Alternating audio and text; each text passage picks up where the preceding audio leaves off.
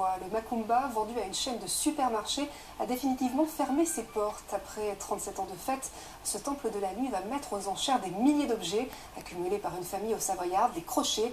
Aujourd'hui, l'heure est à l'inventaire. Daniel Descandidi-Albron.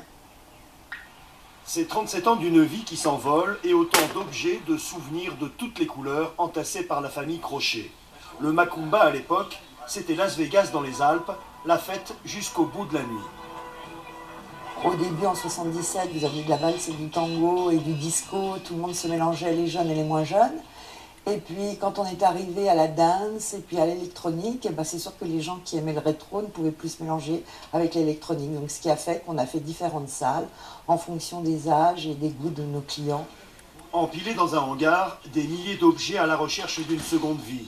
Témoins d'une époque, ils ont eu leur heure de gloire. Tous, même les plus insolites, partiront sur un coup de marteau. Cette broche a été réalisée spécialement pour cuire un bison qui faisait 560 kg, des fois plus, des fois moins, chaque année. Et il y avait ensuite une dégustation de bison pour les clients. Et on n'avait aucune limite. Donc tout était possible au Macumba. C'est ce qui a contribué à faire l'image également du centre de loisirs. Adjugé vendu, mais à qui? La somptueuse Cadillac de Ville 1961 qui tournait à l'époque pour attirer les fêtards de toute la région. Qui dira mieux pour ces colosses d'argile, ces sapins de Noël ou ces dizaines de spectres qui ont allumé les nuits du Macumba? On parle de plusieurs millions d'euros, il y a énormément de pièces à vendre. Il y aura également énormément de monde attendu, d'où une grosse organisation, une grosse logistique pour essayer de satisfaire le maximum de personnes. Une page se tourne pour ce temple de la nuit qui a fait son temps et fait tourner plus d'une tête. 6 clubs, 4 restaurants et une pile de disques monumentales. Autant de curiosités cachées dans chaque recoin. Tout doit disparaître.